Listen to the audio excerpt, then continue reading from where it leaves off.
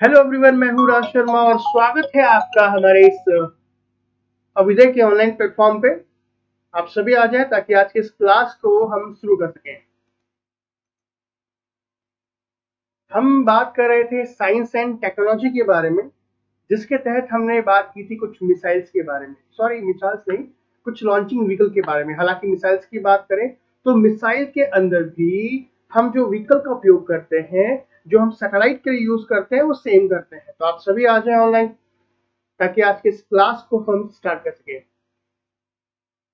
संगम Singh, good afternoon. Shikha, good afternoon. Atul, good afternoon. जी चलिए। So guys, आप सभी आ चुके हैं और हम स्टार्ट करते हैं आज के सेगमेंट को। जी, हम बात कर रहे हैं साइंस एंड टेक्नोलॉजी के बारे में। इससे पिछली क्लास में हमने बात की थी कुछ स्पेस टेक्नोलॉजी के बारे में, जिसमें हमने जाना क्या कि स्पेस क्या होते हैं, ऑर्बिट्स क्या होती हैं, और कुछ व्हीकल्स की बात कर रहे थे कि इंडिया में कौन कौन से ऐसे व्हीकल्स हैं, यानी कि प्रक्षेपण यान हैं जो यूज किए जाते हैं।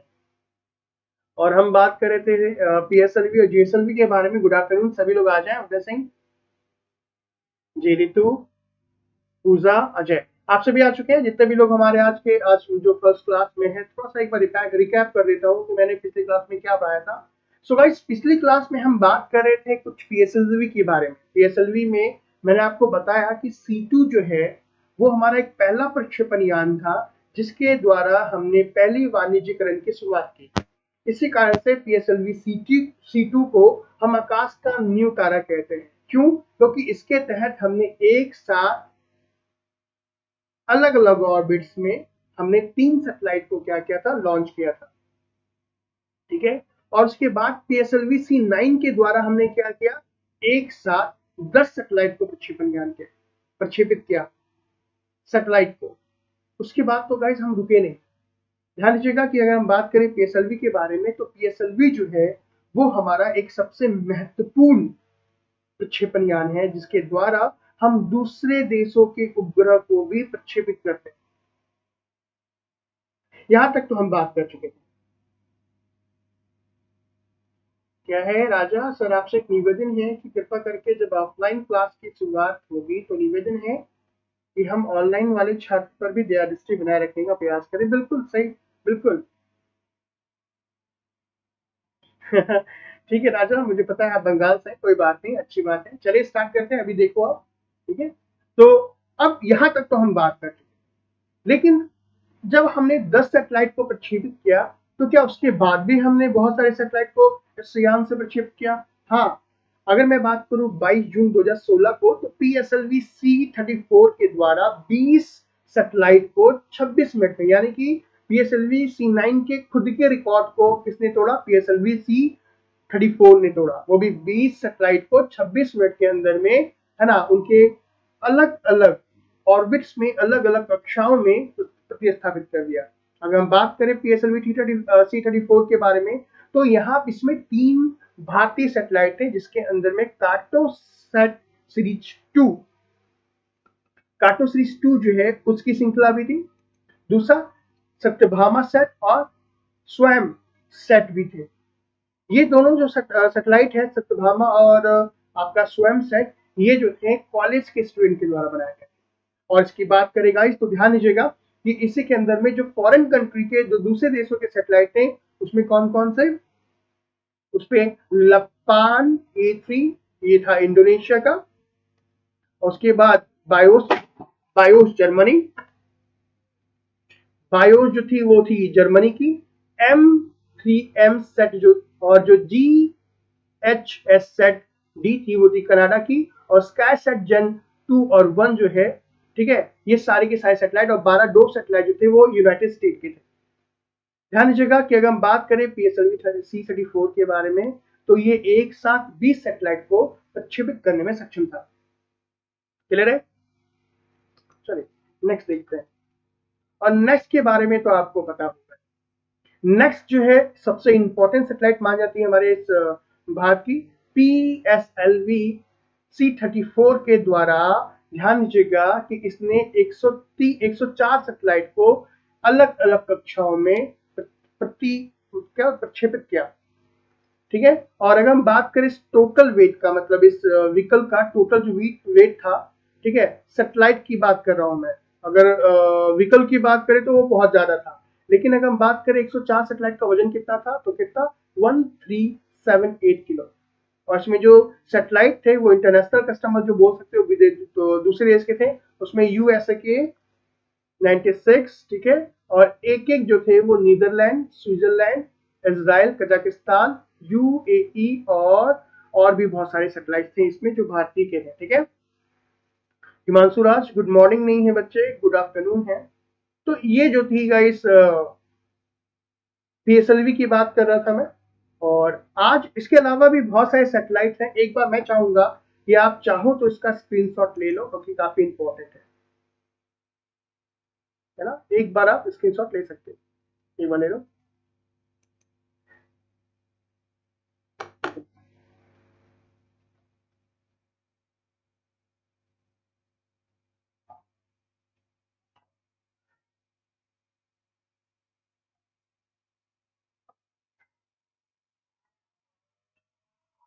और आप सभी को क्या मेरी आवाज आ रही है?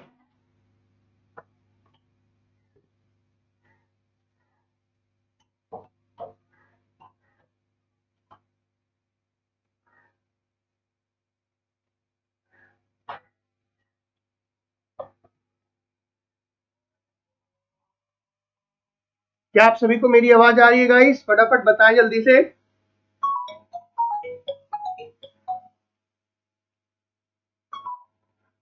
हेलो सर, ऑनलाइन ही हूँ सर, क्लास में हूँ। हाँ सर, मैं क्लास में हूँ सर, ऑनलाइन हूँ। ओके जी गाइस, आवाज प्रॉपर तरीके से आ रही है आप सभी को मेरी? जी, तो शायद आप सभी ने इसका स्क्रीनशॉट ले लिया होगा। वापस में आ गया सर। स्पेस एक्स ने 143 उपग्रह को लॉन्च करके सभी का रिकॉर्ड तोड़ दिया। हाँ सही कहा आपने, लेकिन हम अगर हम अपने इंडिया की बात करें तो हमारे इंडिया में जो है वो इसका रिकॉर्ड है, ध्यान दीजिएगा, 14104 का। तो चलिए आगे की ओर बढ़ते हैं, आगे की ओर बढ़ते हैं। देखो, पिछली क्लास में हमने प्रॉपर तरीके से बात करी थी किसके बारे में, कि उपग्रह को उसकी कक्षा में जो यान, प्रक्षेपण यान जो है पहुंचाते हैं, वो कौन कौन से हैं हमारे पास, ठीक है। आज की इस क्लास में हम बात करने वाले हैं कुछ किसके बारे में, डेवलपमेंट ऑफ सैटेलाइट्स के बारे में। ध्यान दीजिएगा, डेवलपमेंट ऑफ लॉन्चिंग व्हीकल की बात कर चुके थे, आज हम बात करने वाले हैं डेवलपमेंट ऑफ सैटेलाइट्स के बारे में, ठीक है। आवाज आ रही है? बिल्कुल सर जी, आप कहाँ गए थे? कहीं नहीं, बस आप ही के साथ, आप ही के पास ही था। सर, भारत अमेरिका के टक्कर का अंतरिक्ष यान कब बनाएगा? बिल्कुल बनाएगा, बस थोड़ा सा टाइम चाहिए, है कि नहीं? बिल्कुल सही है सर, हिंदी में नहीं है। क्या हिंदी में नहीं है? मुस्कान, हेलो। सारी देखो, ये जो आप पीपीटीज देख रहे हो, ये जो सारे नीचे जो बैकग्राउंड देख रहे हो आप, सारी की सारी चीजें बच्चे, ये इंग्लिश में इसलिए है क्योंकि यहाँ पे जितने बच्चे हैं वो हिंदी में भी हैं और इंग्लिश में भी हैं। हिंदी में मैं बहुत अच्छे तरीके से एक्सप्लेन कर रहा हूँ और इंग्लिश मीडियम वाले को भी प्रॉब्लम नहीं होनी चाहिए और हिंदी मीडियम वाले को भी प्रॉब्लम नहीं होनी चाहिए। बाइलिंगुअल क्लास होगी तो दोनों को मजा आएगा, है ना। कोई कोई भी बच्चा बोर फील नहीं करेगा, इसी कारण से जो है हम दोनों मीडियम में क्लास ले रहे थे। जल्द ध्यान दीजिएगा, हम आज बात करेंगे किसके बारे में, डेवलपमेंट ऑफ सैटेलाइट्स के बारे में। आज हम बात करेंगे सैटेलाइट्स आखिर होते क्या है, सैटेलाइट्स में कौन कौन से उपकरण होते हैं, है ना, ये किस पे काम करता है, ट्रांसपोंडर्स किसे कहते हैं, और भारत के पास कौन कौन से किस किस पीढ़ी के उपग्रह हैं, ठीक है, हम उसके बारे में बात करने वाले हैं, ठीक है। हाय अंकित, तो चलिए स्टार्ट कर दें आज के इस क्लास को। जी, आज देखो सबसे पहले कि सैटेलाइट आखिर होते क्या है, मैं आपको पहले इनको बता दूं।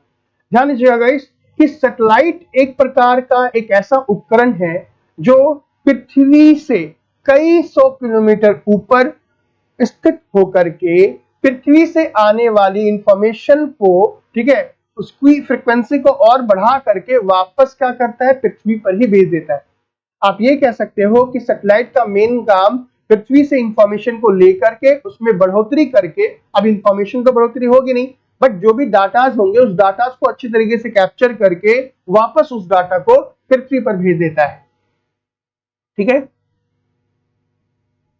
ठीक है। अभी देखो, अब रही बात कि सबसे पहले ये जो सैटेलाइट्स होते हैं वो क्या होते हैं, हम उसकी बात कर लेते हैं। कितने प्रकार के होते हैं, हम उसकी बात कर लेते हैं। ध्यान दीजिएगा कि सैटेलाइट्स की बात करें गाइस, तो सैटेलाइट क्या है?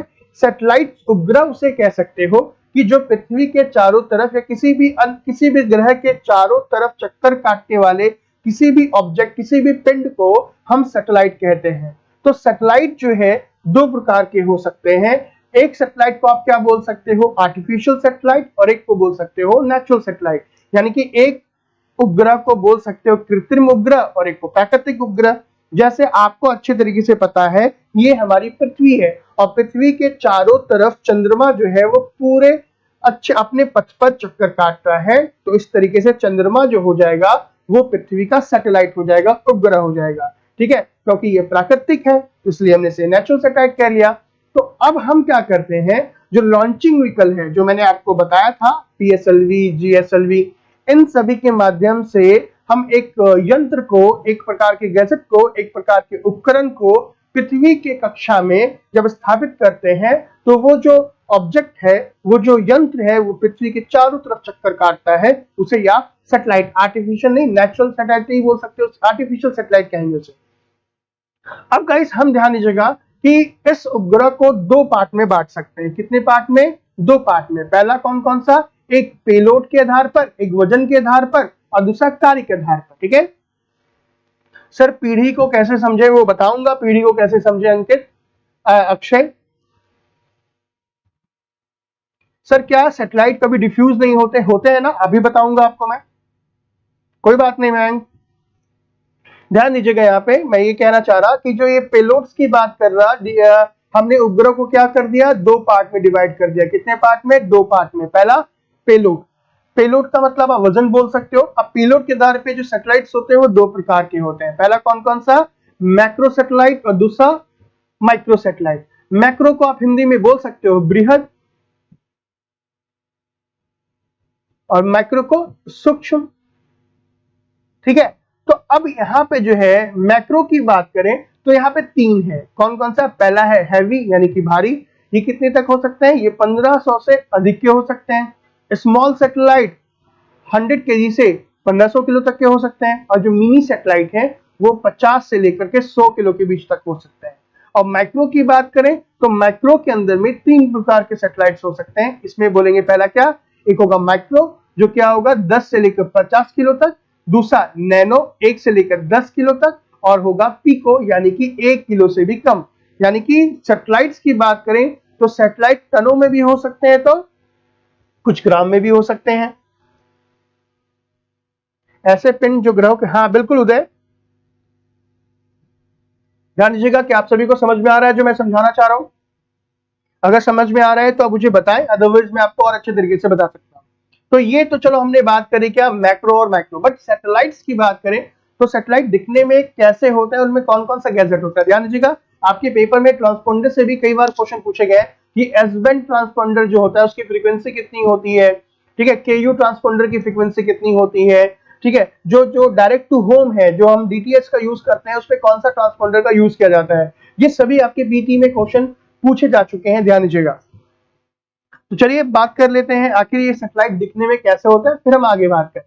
आप ये फिगर देख सकते हैं, ये जो है एक प्रकार का सैटेलाइट है। क्या है? एक प्रकार का सैटेलाइट है। ठीक है, इसके बहुत सारे पार्ट हैं। अब यहाँ पे आपको थोड़ा सा क्या समझ में आ रहा होगा, आपको ये थोड़ा सा क्या लग रहा होगा, यहाँ पे जो सैटेलाइट्स है वो लग रहा होगा यार क्या, थोड़ा सा हॉचपॉच टाइप का लग रहा होगा, मतलब बहुत सारी चीजें हैं। तो मैं यहाँ पे एक बार थोड़ा सैटेलाइट को बना देता हूँ। ठीक है, और उसके बाद उसका मैं नामकरण कर लूंगा। आप भी चाहो तो यहाँ पे सैटेलाइट्स को बना सकते हो। मतलब जब आप अपने नोट्स को बनाओगे तो नोट्स बनाने में सैटेलाइट्स के कुछ पार्ट्स को भी आप ड्रॉ कर सकते हो। मैं देखो यहाँ पे थोड़ा सा ड्रॉ कर देता हूँ ताकि समझने में आसानी होगी।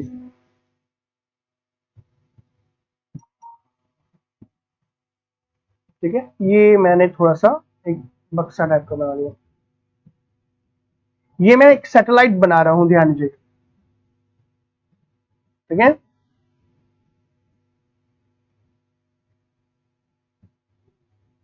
देखो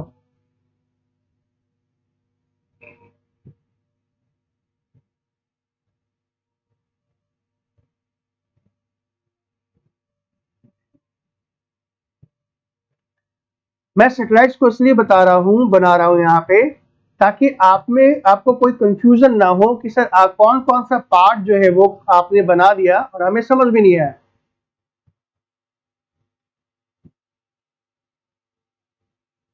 क्या कहा उदय ने कहा कि इनका कोई अपना प्रकाश नहीं होता, ये एनर्जी ग्रह क्या है, ये एनर्जी ग्रहों की तरह सूर्य से प्राप्त करते। किसकी बात कर रहे हो उदय?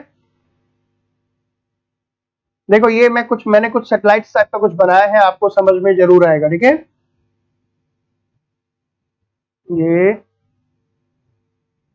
ये मैंने कुछ इस तरीके का बना लिया। आप सभी को समझ में आ रहा है या नहीं आ रहा है वो भी बताते जाए, ताकि मुझे समझाने में आसानी होगी आपको। क्या ये फिगर आपको समझ में आ रहा है? बहुत सारे पार्ट्स होते हैं इसके, ताकि आपको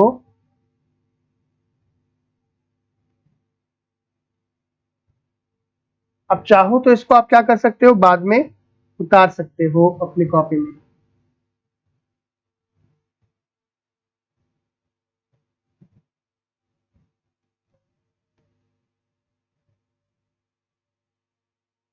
क्या सैटेलाइट एक जगह स्थान पे स्थिर होते हैं? नहीं, एक स्थान पे स्थिर नहीं होते हैं। सैटेलाइट जो होते हैं जिस भी कक्षा में होंगे वो उसी कक्षा में क्या करते रहते हैं, आपस में घूमते रहते हैं, ठीक है।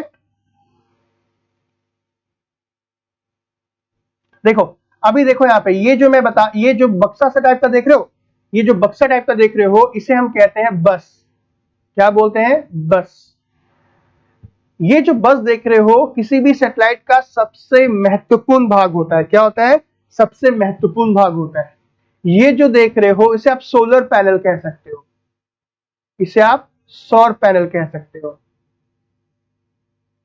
देखो अब सौर पैनल की बात, क्योंकि ये एक आर्टिफिशियल है। अब इसमें बस के अंदर में कंप्यूटर होता है, इसमें बैटरीज होती है, तो किसी भी सैटेलाइट को क्या करने के लिए, काम करने के लिए एनर्जी की आवश्यकता तो होती है। ये जो सोलर पैनल है ये सूर्य से ऊर्जा लेकर के, ये जो बस देख रहे हो जो एक इसमें क्या है, कंप्यूटर होता है समझ लो,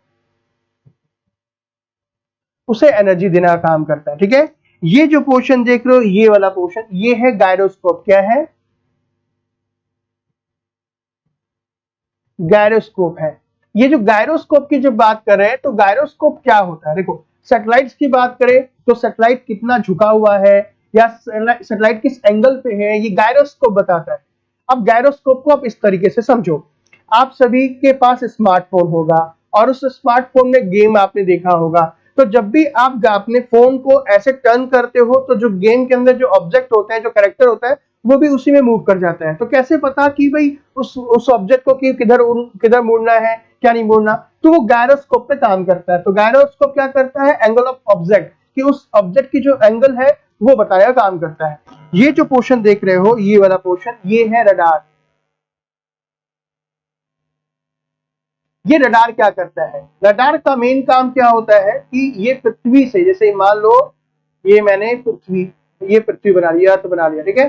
तो अब यहां से अर्थ से जो सिग्नल इस सैटेलाइट में जा रहा है, ठीक है, इसे आप अपलिंक कहते हो। क्या कहते हो? अपलिंक। मैं अभी आपको बताऊंगा, ध्यान दीजिएगा।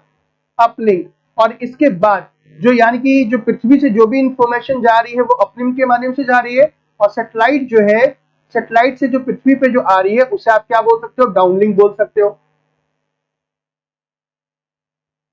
डाउनलिंक बोल सकते हो। तो ये एक प्रकार का क्या है, ध्यान दीजिएगा।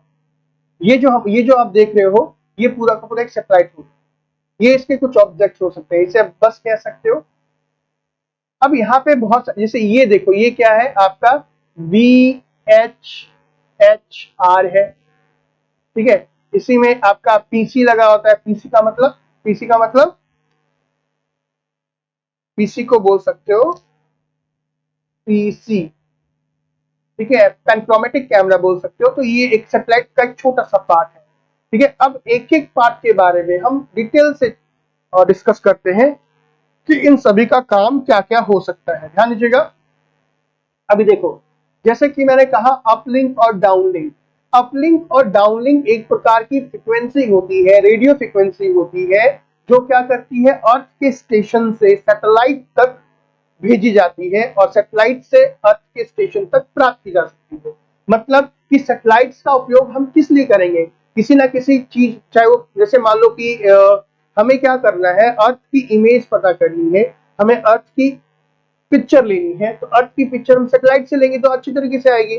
तो अब हम यहाँ से कमांड भेजेंगे कि वो जो सैटेलाइट पे जो कैमरा लगा हुआ है वो किसकी पिक्चर ले, ठीक है। अब कमांड जो हम भेज रहे हैं उसे आप अपलिंक बोल सकते हैं, उधर से जो हमारे पास जो इंफॉर्मेशन आ रही है उसे आप डाउनलिंक बोल सकते हो। तो आप बोल सकते हो कि यहाँ पे जो अपलिंक और डाउनलिंक का काम होता है, ठीक है, जैसे ये सैटेलाइट हो गया, ठीक है, और ये हमारा अर्थ हो गया, ठीक है। तो अर्थ हमने यहाँ पे कोई इंफॉर्मेशन भेजी और इंफॉर्मेशन हमने प्राप्त कर ली, तो यानी कि यहाँ पे जो हमने डाटा को भेजा, ठीक है, और डाटा को हमने जो प्राप्त किया, इसे ही हम क्या बोलते हैं, अपलिंक और डाउनलिंक कहते हैं। क्या लिखा, टकराते नहीं है, नहीं टकराते हैं। अकबर अली बहुत दिन के बाद दर्शन दिए गए, वैसा नहीं है बच्चे, मैं तो हूँ क्लास में, ठीक है।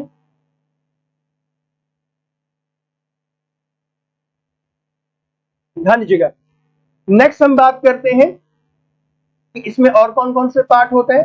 तो देखो, जैसे मैंने आपको बस बताया, बस बेसिकली क्या है, एक प्रकार का बहुत ही महत्वपूर्ण पार्ट होता है किसी भी सैटेलाइट का। किसका, किसी भी सैटेलाइट का सबसे महत्वपूर्ण पार्ट होता है। यही क्या करता है, पूरे के पूरे सैटेलाइट को क्या करता है, आप बोल सकते हो कि पावर देने के साथ साथ क्या होता है, जितना भी डाटा होता है वो इसी बस के अंदर में होता है।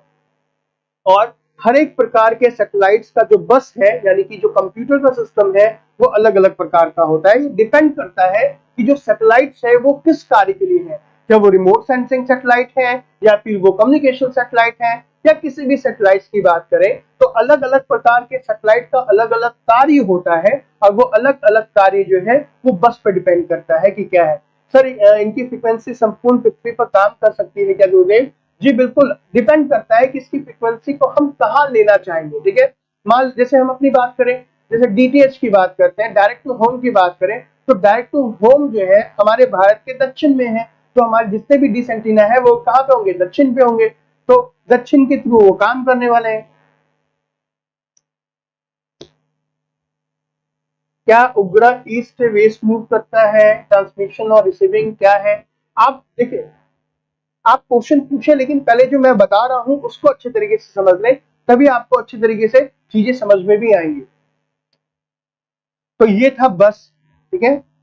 दूसरा देखिए, ट्रांसपॉन्डर क्या होते हैं। ध्यान दीजिएगा, किसी भी सैटेलाइट्स के अंदर में ट्रांसपॉन्डर जो होते हैं वो सबसे महत्वपूर्ण भाग कहा जाता है ट्रांसपॉन्डर को। अब ये ट्रांसपॉन्डर क्या है, एक प्रकार का ऐसा डिवाइस है जो रेडियो सिग्नल को क्या करता है, रिसीव करता है, और उसे क्या करता है, ऑटोमेटिकली ट्रांसमिट करता है अलग अलग सिग्नल्स में। किसी भी सैटेलाइट्स में जो ट्रांसपॉन्डर्स होते हैं वो बहुत महत्वपूर्ण भाग होते हैं। और एक बात का ध्यान रखेंगे कि जो ट्रांसपॉन्डर जो है, कौन कौन से ट्रांसपॉन्डर है, ठीक है, ये उसकी फ्रीक्वेंसी पे डिपेंड करता है। तीन प्रकार के ट्रांसपॉन्डर्स होते हैं, जिसमें सबसे पहला है एस बैंड ट्रांसपॉन्डर, दूसरा है सी बैंड ट्रांसपॉन्डर, और तीसरा है केयू बैंड ट्रांसपॉन्डर। तो पहले बात करते हैं कि ये जो एस बैंड ट्रांसपॉन्डर्स होते हैं उसकी फ्रीक्वेंसी कितनी होती है। ध्यान दीजिएगा, यहाँ से आपके यूपी पीसीएस में कई बार क्वेश्चन पूछा जा चुका है, ठीक है। सारे इंस्ट्रूमेंट बस के अंदर, हाँ बिल्कुल। ध्यान दीजिएगा कि एस बैंड ट्रांसपॉन्डर की जो फ्रीक्वेंसी होती है वो 2.5 से 2.7 गीगाहर्ट्ज के बीच में होती है। अब इसका उपयोग कहाँ करते हैं हम, इसका उपयोग दूरदर्शन, रेडियो ब्रॉडकास्टिंग और सैटेलाइट ब्रॉडकास्टिंग में की जाती है। आप जो दूरदर्शन देखते हो या फिर आपने रेडियो ब्रॉडकास्टिंग सुनी होगी, ठीक है, या फिर सैटेलाइट ब्रॉडकास्टिंग की जब हम बात करें, सैटेलाइट ब्रॉडकास्टिंग का मतलब क्या हो गया, तो सैटेलाइट से डायरेक्ट आप जो कम्युनिकेशन कर रहे हो, दो कोई भी प्रसारण जो सैटेलाइट से डायरेक्ट हो रहा है उसमें एस बैंड ट्रांसपॉन्डर का यूज होता है, इसमें ज्यादा फ्रीक्वेंसी की आवश्यकता नहीं होती। दूसरा जो सी बैंड ट्रांसपॉन्डर्स होते हैं उसकी फ्रीक्वेंसी 3.9 से 6.2, हाँ इसकी जो फ्रीक्वेंसी है वो थोड़ी सी ज्यादा है एस बैंड से। अब गाइस ध्यान दीजिएगा कि इसमें जो है हाई स्पीड डाटा ट्रांसफर जो भी होगी उसमें सी बैंड ट्रांसपॉन्डर का यूज किया जाएगा, ठीक है। मतलब ये कि आप जो भी डाटा ट्रांसफर करते हो, जो हाई डाटा ट्रांसफर होता है, उसमें जो है सी बैंड ट्रांसपोंडर का सबसे महत्वपूर्ण उपयोग होता है। और तीसरा क्या है, केयू ट्रांसपोंडर, ये सबसे एडवांस होता है। ठीक है, इसकी फ्रिक्वेंसी कितनी होती है, 11 से लेकर 14.5 से 11 से लेकर के 14.5 गीगाहर्ट्ज तक की फ्रिक्वेंसी होती है।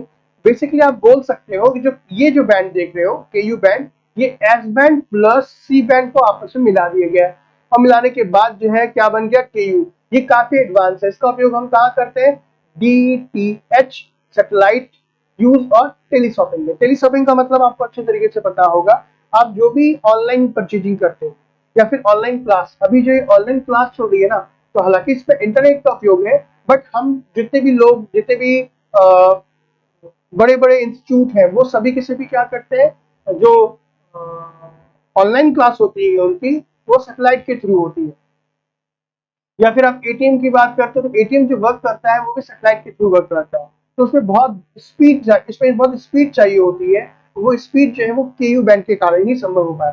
तो ध्यान दीजिएगा, जो डायरेक्ट टू होम है, आज मैं और आप जो घर में टीवी देखते हैं, तो टीवी में जो भी आप प्रोग्राम देखते हो, चाहे वो लाइव लाइव टेलीकास्ट हो, चाहे आप रिपीटेड देखते हो, तो वो सारा का सारा जो है वो केयू बैंड ट्रांसपोंडर के कारण है। ठीक है, ध्यान दीजिएगा गाइस कि अब ये जो ट्रांसपोंडर्स की बात कर रहे हैं, ट्रांसपोंडर्स की बात हमने कर दी, यहां तक समझ में आया तो बताएं, फिर हम आगे बात करेंगे। ठीक है सर, मैसेज ना देखिए, इनको सेटिस्फाई करने को अगेन क्वेश्चन करेंगे, ऐसा कुछ नहीं है, कोई बात नहीं।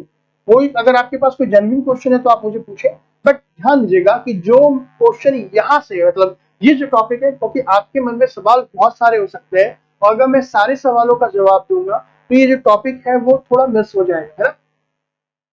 इसी कारण से जो अभी जो मैं पढ़ा रहा हूं, इससे संबंधित कोई क्वेश्चन है तो आप मुझसे पूछें।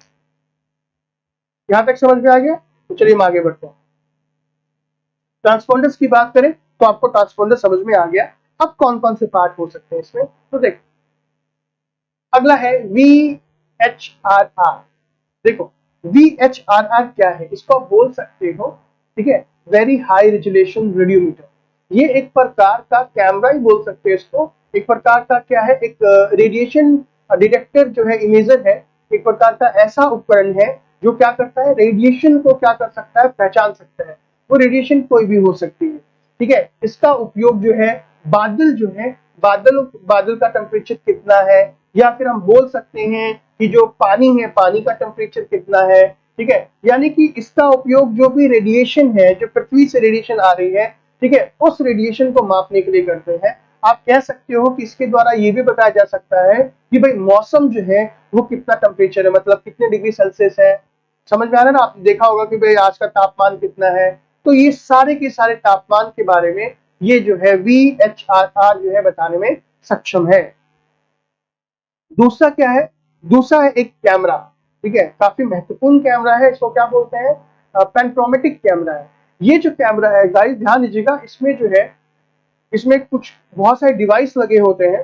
सर सैटेलाइट फोन के बारे में बताइएगा, बिल्कुल बताऊंगा। देखो ये जो कैमरा है, ये सारे के सारे कलर को बता सकता है, पृथ्वी पे जितनी भी कलर है, कलर इन द सेंस जो दिखती हैं वो भी, जो नहीं दिखती हैं वो भी, इसके द्वारा पृथ्वी पर कहाँ कहाँ पे कौन कौन से मेटल है वो भी पता किया जा सकता है। मतलब कुल मिला के आप बोल सकते हो कि इसका उपयोग हम पृथ्वी के जितने भी कलर्स हैं, जो दिखते हैं वो भी और जो नहीं दिखते हैं वो भी, उन सभी को बता सकता है। और इसका उपयोग जो है शोध करने में भी काफी किया जाता है। Is that clear? चलो, तो ये जो था मैंने अभी बताया आपको, वो कुछ सैटेलाइट से कुछ कंपोनेंट्स के बारे में बताया कि कौन कौन से सैटेलाइट में उपकरण लगे होते हैं, जो मेन उपकरण है। अब हम बात कर लेते हैं, ध्यान दीजिएगा, ये सबसे इंपॉर्टेंट है। यहाँ से क्वेश्चन मेंस में भी पूछे जाते हैं और आपके पीटी में भी क्वेश्चन पूछे जाते हैं। अब हम बात करेंगे कि सैटेलाइट का उपयोग किसके आधार पर, उपयोग के आधार पर, मतलब सैटेलाइट का प्रयोग उपयोग के आधार पर, कि भाई हम सैटेलाइट को जो उपयोग करेंगे, हम नहीं पूरे के पूरे अर्थ की बात करते हैं, पूरे के पूरे विश्व की बात करें, तो सैटेलाइट का उपयोग दो प्रकार से हो सकता है। पहला जो कौन कौन सा है, पहला है वो RSS, दूसरा है टेलीकॉम सैटेलाइट। तो सैटेलाइट कितने प्रकार के होते हैं, मैंने पिछली क्लास में भी बताया था।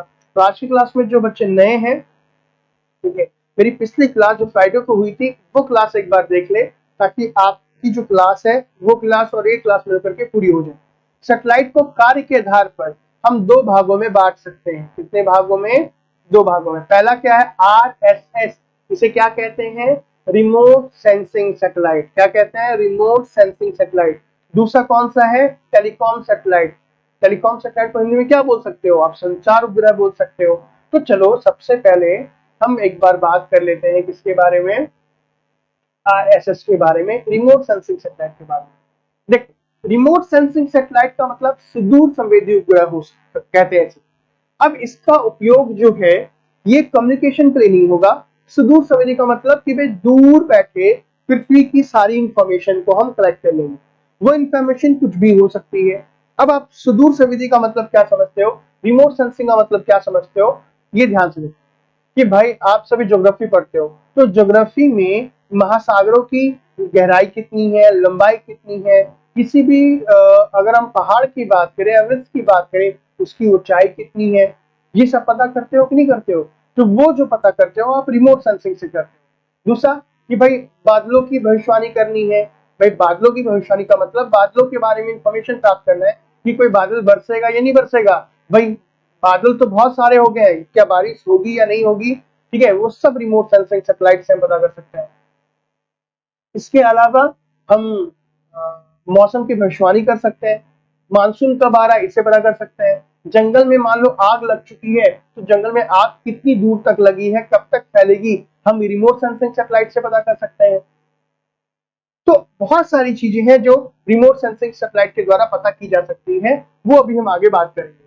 तो जो RSS है, रिमोट सेंसिंग सैटेलाइट की जब हम बात करें, तो जो ये सारा का सारा जो काम करता है वो किसके अंदर काम करता है? National natural resources management system के अंतर्गत काम करता है। ठीक है, तो जो भारत का जो RSS है, आप इसको बोल सकते हो पूरा नाम Indian remote sensing satellite. Clear?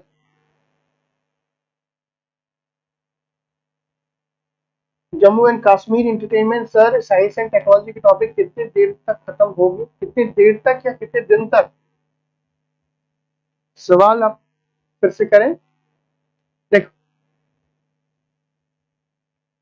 अगर हम बात करें कि अपना जो रिमोट सेंसिंग सैटेलाइट है वो कब से स्टार्ट हुआ, तो गाइस ध्यान दीजिएगा कि हमने जो अपना पहला रिमोट सेंसिंग सैटेलाइट है, ठीक है, वो 1988 में IRS-1 एक जो था, इसका नाम था, सैटेलाइट का नाम था।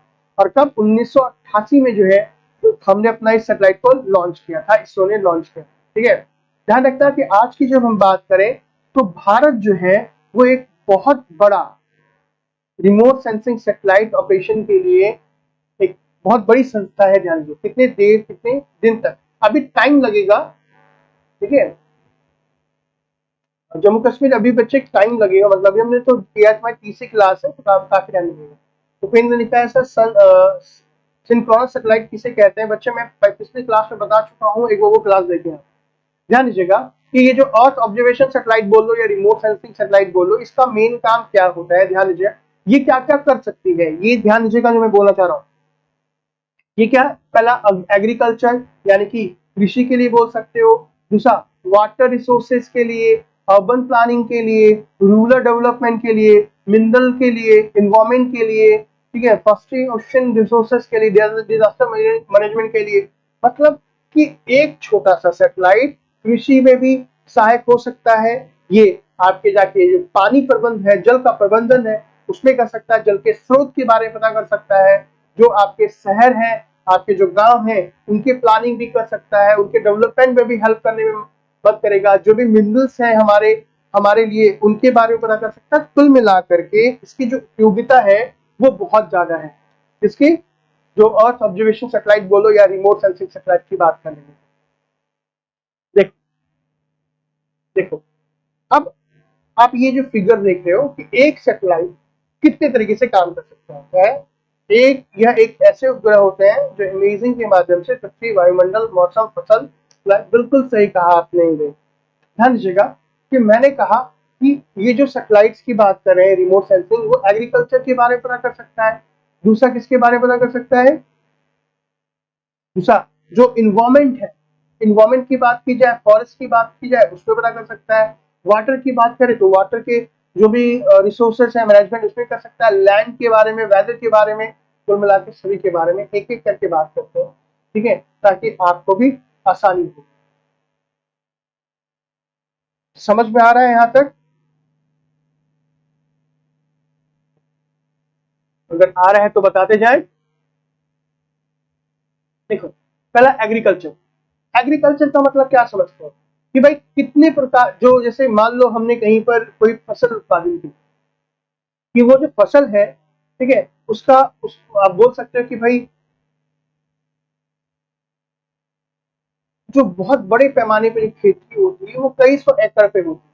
अब उसको किस तरीके से देखा जाए, उसका मैनेजमेंट किस तरीके से किया जाए। मैं एक दो एकड़ की बात नहीं कर रहा, मैं कई सौ एकड़ की बात कर रहा हूँ, ठीक है। तो वहां पर जो जो मैनेजमेंट होता है, तो वो किसके द्वारा, सैटेलाइट के द्वारा होता है। ध्यान, पर मैं आपको बताऊंगा कि हमारे पास कौन सा सैटेलाइट है जिसके जरिए हम जो बड़े बड़े कृषि जो क्षेत्र हैं उसका उपयोग हम सैटेलाइट के माध्यम से करेंगे, ठीक है। तो अब जो फसल है वो जो उसका जो उत्पादन है कितने तरीके से हुआ है या नहीं हुआ है, क्या फसल प्रॉपर तरीके से डेवलप हो पा रही है या नहीं हो पा रही, पानी का मैनेजमेंट हो पा रहा है या नहीं हो पा रहा, जो लैंड है, जो मट्टी है, वहां की उर्वरकता है या नहीं है, ठीक है, तो वो भी करेंगे। पंकज, सभी सब्जेक्ट की प्लेलिस्ट बनवा दो सर। पंकज, अगर आप थोड़ा सा बच्चे, अगर आपने देखा होगा तो आप जाके देखिए, वीडियो में सबकी प्लेलिस्ट बनी हुई है। सर आपने कई बार कमेंट भी किया, सर प्लेलिस्ट बनवा दीजिए। आप एक ही बार ना बोले, एक बार मैंने मैसेज पढ़ लिया आपका, आप देखिए वहां प्लेलिस्ट बनी हुई है, हिस्ट्री की अलग बनी हुई है, ज्योग्राफी की अलग बनी हुई है, देखिए बच्चे पहले, उसके बाद बताएं। दूसरा, लैंड की बात करें तो ध्यान रखना कि भाई लैंड की मैपिंग की जा रही है। तो हम लैंड की मैपिंग अब हाथ से थोड़ी करेंगे कि भाई हाँ गली गली में जाएंगे। अब हम क्या कर सकते हैं, लैंड की मैपिंग हम प्रॉपर तरीके से सैटेलाइट के माध्यम से कर सकते हैं। दूसरा, फॉरेस्ट की बात की जाए तो फॉरेस्ट कितने दूर तक फॉरेस्ट कवर है, ठीक है, आप बोल सकते हो कि फॉरेस्ट में अगर आग लग चुकी है या रिस्क मैनेजमेंट है, वो हम कर सकते हैं सैटेलाइट के माध्यम से, ठीक है। बायोडाइवर्सिटी जो है वो पूरी तरीके से चल रही है या नहीं चल रही, खत्म हो रही है कि नहीं हो रही है, ठीक है, किस तरीके से बायोडाइवर्सिटी पे असर हो रहा है वो हम देख सकते हैं। वेदर और क्लाइमेट की बात की तो भाई हम बता सकते हैं, मानसून, मानसून फोरकास्ट कर सकते हैं, भाई मानसून कब आने वाला है। हम कहते हैं ना कि भाई 12 दिन में मानसून आ जाएगा, 14 दिन में मानसून आ जाएगा, आपने टीवी पे देखा होगा। तो हम ये रिमोट सेंसिंग सैटेलाइट के द्वारा ही बता सकते हैं, ठीक है।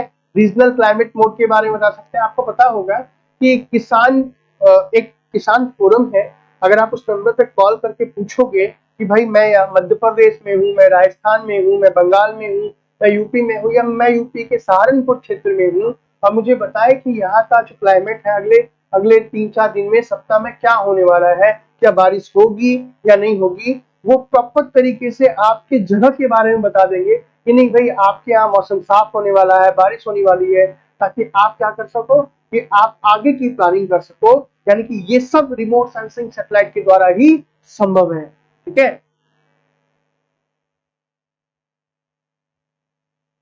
सर नहीं है सर, प्लीज, तो सब्जेक्ट की ही बनी हुई है, तो जो सब्जेक्ट, सारे सब्जेक्ट की बनी हुई है, मैंने भी देखा है पंकज, आप थोड़ा ध्यान से देखिए बच्चे।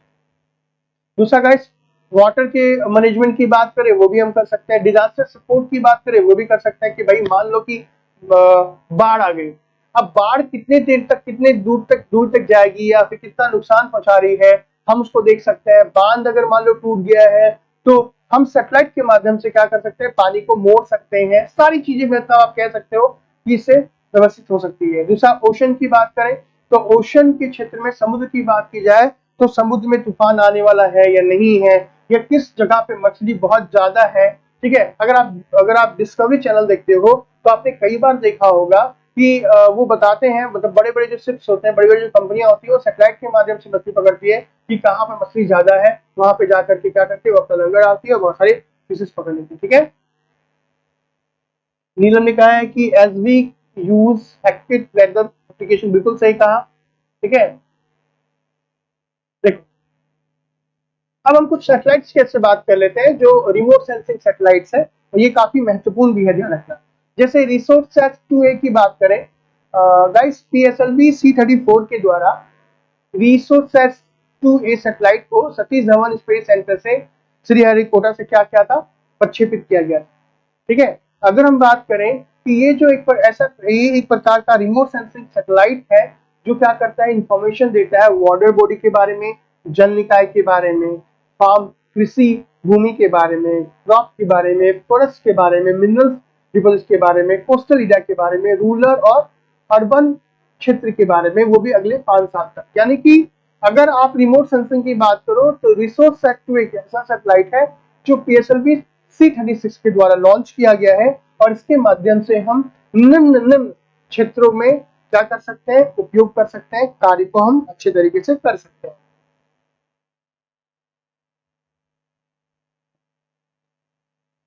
चलो, आप ये कह सकते हो कि ये जो है, ये जो रिमोट सेंसिंग, ये जो रिसोर्स सेट 2A है, ये क्या करेगा, जो क्रॉप एरिया है, जो फसल है, जो फसल का क्षेत्र बोल सकते हो, कितना फसल हो सकता है, उसकी गुणवत्ता भी बता सकता है। ठीक है, जो सॉइल है, जो मट्टी है, वो मट्टी बता सकता है। कल सैटेलाइट मतलब मट्टी को लैब में लाने की जरूरत नहीं है, सैटेलाइट ही बता सकती है कि इस मट्टी के अंदर में किन किन मिनरल की मात्रा है, अधिक है, कम है। ठीक है, क्रॉपिंग सिस्टम को हम एनालाइज कर सकते हैं और जो किसान है उनको हम क्या कर सकते हैं, आगे सलाह भी दी जा सकती है कि आप क्या क्या करो। ठीक है, तो ये तो हो गया रिसोर्स सेट। अब इसी प्रकार की कुछ और भी सैटेलाइट है रिमोट सेंसिंग। तो ये तो हम अपने इंडिया की बात कर रहे थे। टेंसेट सैटेलाइट का नाम आपने सुना होगा, ध्यान दीजिएगा। टेंसेट सैटेलाइट को चाइना ने लॉन्च किया था कुछ दिन पहले। ये एक ऐसा सैटेलाइट है जो क्या करेगा कि इन्वायरमेंट में कार्बन डाइऑक्साइड की मात्रा को बताएगा और आपको अच्छे तरीके से बताया कि कुछ गैसेस ऐसे होते हैं जो ग्लोबल वार्मिंग के लिए जिम्मेदार है। तो पर्यावरण को समर्पित ये चाइना का एक ऐसा सैटेलाइट जिसका नाम है टेंसेट सैटेलाइट, ये जो है वातावरण में उपस्थित कार्बन डाइऑक्साइड की 1% मात्रा को भी अच्छी तरीके से बता देगा कि ये कितनी मात्रा है। ठीक है, और उससे कम करने की सलाह जो है वो देशों को दी जाएगी कि भाई आप जो है किसी भी देश में अगर कार्बन डाइऑक्साइड की मात्रा ज्यादा होगी तो वो बता सकता है कि भाई हाँ हाँ, यहाँ यहाँ पे कार्बन डाइऑक्साइड की मात्रा ज्यादा है और अगर आपने अपना सालाना जो है कार्बन डाइऑक्साइड जो लिमिट है या जो कार्बन क्रेडिट है आपने इतना किया अगर इससे ज्यादा है तो वो सारा का सारा जो डाटा है वो टेंसेट बता देगा।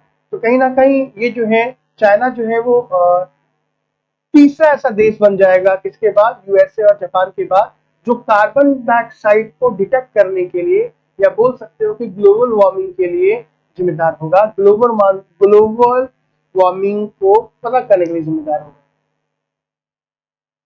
ठीक है, चलो, आदित्य L1 के बारे में, ये भी एक प्रकार का सैटेलाइट आप बोल सकते हो कि रिमोट सेंसिंग सैटेलाइट बोल सकते हो या फिर ऑब्जर्वेशन सैटेलाइट बोल सकते हो। आदित्य L1 सैटेलाइट की जब हम बात करते हैं, क्या कहा, PSL 34 36।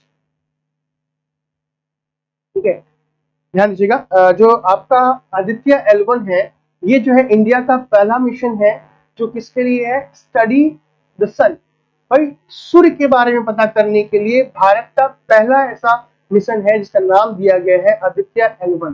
ठीक है, ध्यान दीजिएगा कि आदित्य L1 की बात करें तो आप बोल सकते हो कि यह एक प्रकार का ऐसा सैटेलाइट है जो वो 400 किलो तक का इसमें सैटेलाइट है और ये पूरी तरीके से क्या है, आप जो लो अर्थ ऑर्बिट है 800 किलोमीटर तक ये लॉन्च किया गया है। और ये जो सूर्य तूफान होते हैं, सौर्य तूफान होते हैं, या फिर आप बोल सकते हो कि सूर्य के अंदर में कौन कौन से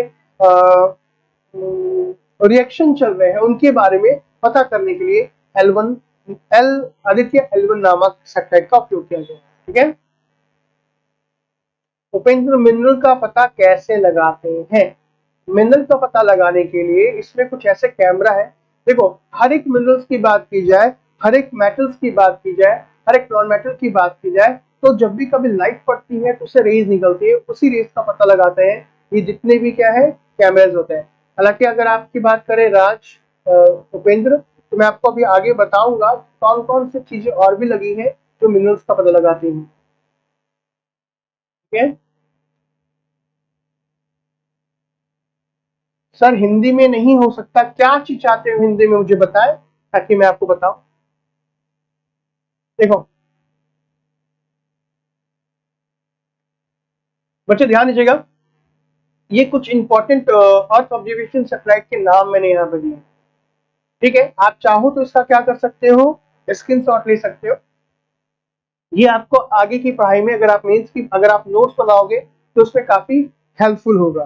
ठीक है, मैं एक बार हल्का सा डिस्कस कर देता हूँ कि हमारे पास अर्थ ऑब्जर्वेशन सैटेलाइट कौन कौन सी है। अर्थ ऑब्जर्वेशन का मतलब कि हमारे पास कौन कौन से ऐसे सैटेलाइट्स हैं जो अर्थ के ऑब्जर्वेशन में, पृथ्वी के ऑब्जर्वेशन में, ठीक है, मदद करेंगे। जैसे हाइसिस है, कार्टोसस सीरीज 2 है, कार्टोसीरीज जो है, ये सारे के सारे कब हुए हैं, लॉन्च डेट और व्हीकल कौन कौन सी है, यहाँ पे देखो लगी है। इमेज थोड़ी सी क्या है आपकी, इमेज जो है आपकी वो थोड़ी सी छोटी है, बट क्या करें, आप चाहो तो इस सबके स्क्रीनशॉट ले सकते हो और स्क्रीनशॉट लेके जूम करके बाद में पढ़ लेना। ठीक है, ये सारे सारे के सारे जो है कुछ इंपॉर्टेंट अर्थ ऑब्जर्वेशन सैटेलाइट है। लॉन्चिंग व्हीकल और एप्लीकेशन क्या क्या है एक बार आपको देख लो। ठीक है, चलो नेक्स्ट आगे बढ़ते हैं। इसे आप स्क्रीनशॉट ले लो, मैं फिर से कह रहा हूँ,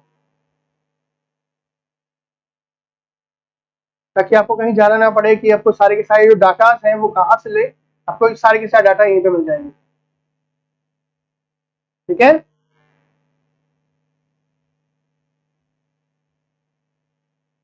अंजलि सर ये हिंदी में स्क्रीन शेयर करते हो, ये हिंदी में नहीं हो सकती। हिंदी में अगर हो तो नोट्स इजीली बन सकता है। देखो अभी तो फिलहाल तो नहीं है बच्चे हिंदी में अंजलि मेरे पास, लेकिन मैं कोशिश करूंगा कि कुछ टॉपिक को हम हिंदी में भी कर लें, है ना। कुछ टॉपिक को, मतलब जो भी टॉपिक होंगे उसको हिंदी में भी कर लो, लेकिन मेरे पास फिलहाल अभी हिंदी में नहीं है, ये इंग्लिश में है। मैं जो बोल रहा हूँ आप उसको भी करके लिख सकते हो। चलो दूसरा लिखो, चलो इसका भी स्क्रीनशॉट ले लो।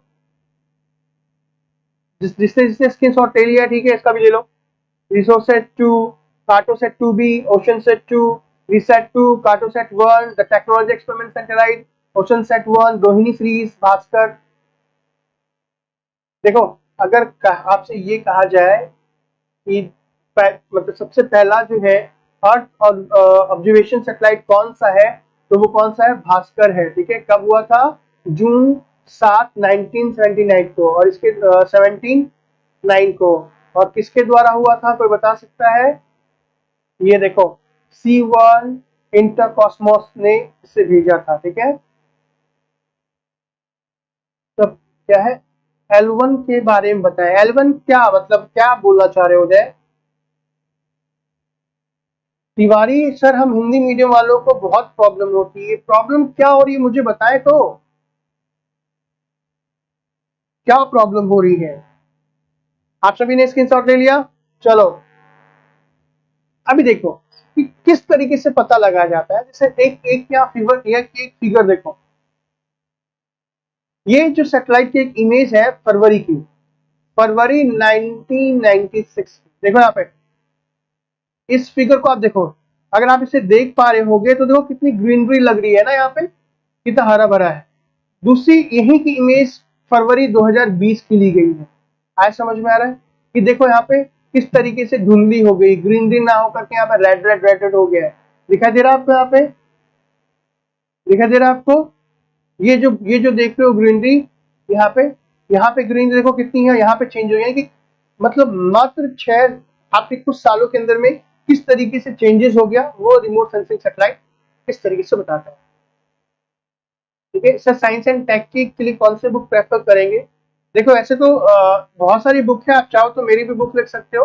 मेरी साइंस एंड टेक की बुक भी आ गई है, और जनरल साइंस की बुक है, सामान्य अध्ययन, और वैसे आप स्पेक्ट्रम ले सकते हो।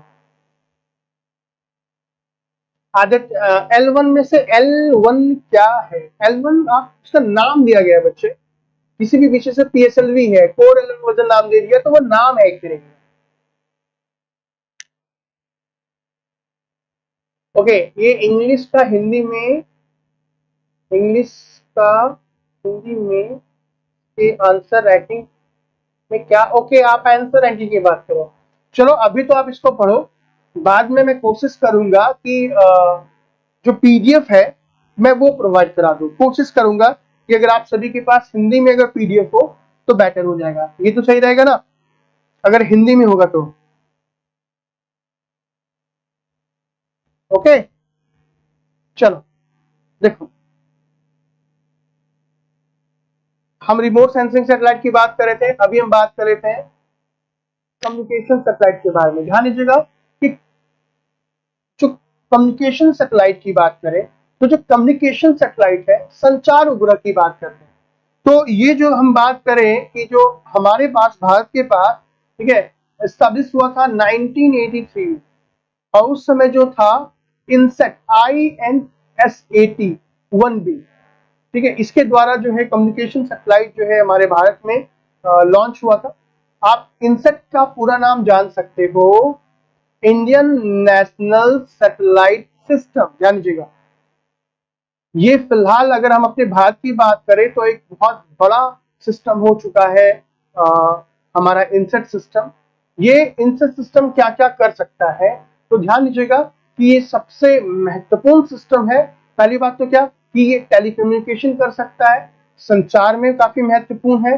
दूसरा, टेलीविजन ब्रॉडकास्टिंग, आज जो आप टेलीविजन देखते हो, लाइव टीवी देखते हो, ये सब के सब टेलीकॉम सैटेलाइट के द्वारा संभव है। दूसरा, सैटेलाइट न्यूज गैदरिंग, आजकल के जो भी भाई आपने देखा होगा कि डायरेक्ट दिखाता है कि चलिए लाइव सैटेलाइट की लाइव न्यूज की बात की जाए तो लाइव न्यूज आखिर संभव है कैसे? लाइव न्यूज जो होती है वो सैटेलाइट के माध्यम से होती है, ठीक है। दूसरा, आपका जितने भी एप्लीकेशन है, सोशल एप्लीकेशन है, वो भी, weather forecasting, disaster warning, search and rescue operation, ये सारे के सारे जो संभव हो पा रहे हैं वो टेलीकॉम सैटेलाइट के द्वारा संभव हो पा रहे हैं।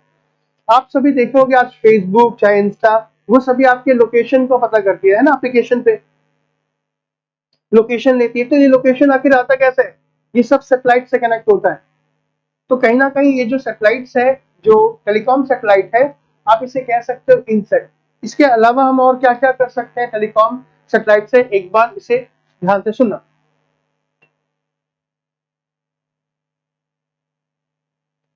सर पीडीएफ मैच वाले उधर कमेंट करने वाले बिल्कुल सही। देखो एक्चुअली क्या है कि आपको यहाँ पर देखो बच्चे, मैं बोल रहा हूँ, फिर से बोल रहा हूँ कि आपने क्लास पे फोकस करो, है ना। ये पीडीएफ, ये नोट्स, हिंदी मीडियम, ये अगर समझ में आ रहा है तो काफी अच्छी है। और आप यूपीएससी की प्रिपरेशन कर रहे हो, अगर आप सोचोगे नहीं प्रॉपर मुझे हिंदी चाहिए या प्रॉपर इंग्लिश चाहिए, तो थोड़ी बहुत प्रॉब्लम होगी ना। आईएएस बनोगे तो भाई आपके पास जो डॉक्यूमेंट्स होंगे वो इंग्लिश में भी आएंगे, है ना। अगर हिंदी मीडियम वाले होंगे तो प्रॉब्लम होगी, और प्रॉपर अगर इंग्लिश होगे तो भी प्रॉब्लम होगी, क्योंकि आपके पास जो लोग आएंगे वो इंग्लिश मीडियम वाले थोड़ी आएंगे। तो थोड़ा बहुत मैनेज करना सीखो। यूपीएससी की प्रिपरेशन में थोड़ा बहुत मैनेज चलता है। ये प्लेलिस्ट हो गया, ये सब छोड़ दो ना भाई, आपको आपको अपना प्लेलिस्ट बना लो। तो इस तरीके से करके देखो। देखो अब हम यहाँ पे क्या क्या कर सकते हैं इस कम्युनिकेशन सैटेलाइट से, एक एक करके डिस्कस करेंगे। ध्यान दीजिएगा, सबसे पहला तो क्या है कम्युनिकेशन। भाई कम्युनिकेशन का मतलब यहाँ पे क्या हो गया, यहाँ पे आप बोल सकते हो कि सर कम्युनिकेशन का मतलब यहाँ पर क्या है, आपका जो भी फोन आप यूज करते हो, ठीक है, जो भी आप फोन यूज कर रहे हो, या वीसैट कनेक्टिविटी की जब बात करें, वायरलेस कनेक्टिविटी की बात करें, वो कर सकते हो, ठीक है। आपके पास घर पे आपके फोन होंगे, सीडीए में है, जीएसएम है, ये सारे के सारे बोल सकते हो। या फिर सैटेलाइट फोन की बात करें तो देखो, सैटेलाइट फोन एक ऐसा फोन होता है जो डायरेक्ट क्या है सैटेलाइट से कनेक्ट होता है, उसे टावर की जरूरत नहीं होती। इस बात का ख्याल रखें। हमारे पास और आपके पास जो फोन है उसे लगातार नेटवर्क के कनेक्शन में रहना होगा, जो टावर है उसके कनेक्शन में रहना पड़ता है। बट अगर हम बात करें कि सैटेलाइट फोन, तो वो कैसे काम करता है, मैं आपको थोड़ा सा आपको बताता हूँ। देखो ध्यान दीजिएगा मेरी बात कि भाई आपका फोन कैसे काम करता है।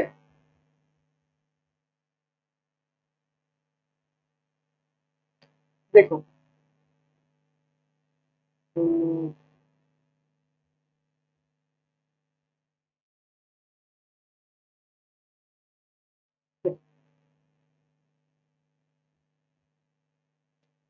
जैसे कि ये है सैटेलाइट, ठीक है, ये है सैटेलाइट और ये है हमारी पृथ्वी। अब सैटेलाइट का एक यहाँ पे जो है, एक में जैसे आपके फोन की बात कर रहा हूं मैं, ये जो है एक किसी भी फोन की कंपनी का एक मेन हेडक्वार्टर है, ठीक है, मेन हेडक्वार्टर है। और यहाँ पे जो है ये है आपका एक एंटीना, ठीक है, ध्यान दीजिएगा। तो अब सैटेलाइट क्या करती है, सैटेलाइट की जो सिग्नल है वो कहाँ पे आई, एंटीना के मेन हेडक्वार्टर पे। अब मेन हेडक्वार्टर क्या करता है कि अगर आपके घर के इलाके में जो टावर है, ठीक है, वहां पे इंफॉर्मेशन ये भेजता है। और यहाँ पे हो आप, ये मैं आप बना लेता हूं, मैच करें ना, और ये है आपका फोन। अब अगर आपने किसी को फोन किया तो ये फोन का जो सिग्नल है वो टावर में जाता है, टावर के बाद मेन हेडक्वार्टर में जाता है, और उसके बाद सैटेलाइट से कनेक्ट होता है। तो ये सिस्टम होता है किसका, एक फोन का। बट अगर आप सैटेलाइट फोन की बात करें तो सैटेलाइट फोन कहीं भी हो, उसका टावर से जो है कोई कनेक्शन नहीं होता। सैटेलाइट फोन डायरेक्ट किससे काम करता है, सैटेलाइट से, यानी कि यहाँ पे डायरेक्ट सैटेलाइट काम कर रहा है, इस बात का ख्याल रखें। ओ इमेज सर कुछ भी दिख नहीं रहा है। ओके ओके, मैं समझ गया समझ गया, एक सेकेंड रुक जाओ। तो दिखाई नहीं दे रहा, मुझे पता है, सॉरी माफ कीजिएगा, आपको कुछ दिखाई नहीं दे रहा होगा।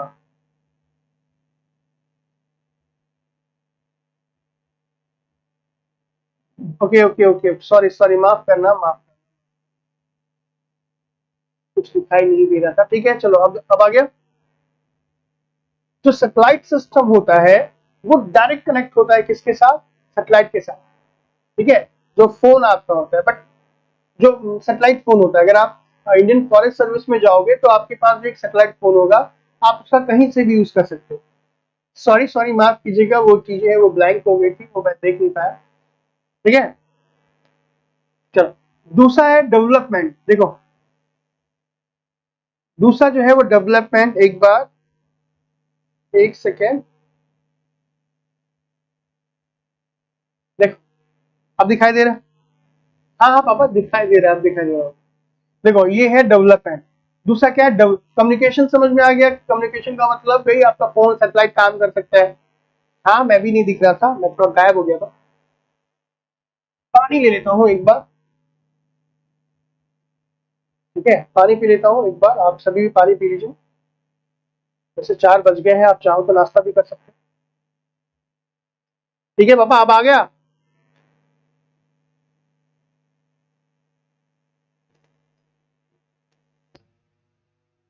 हम्म,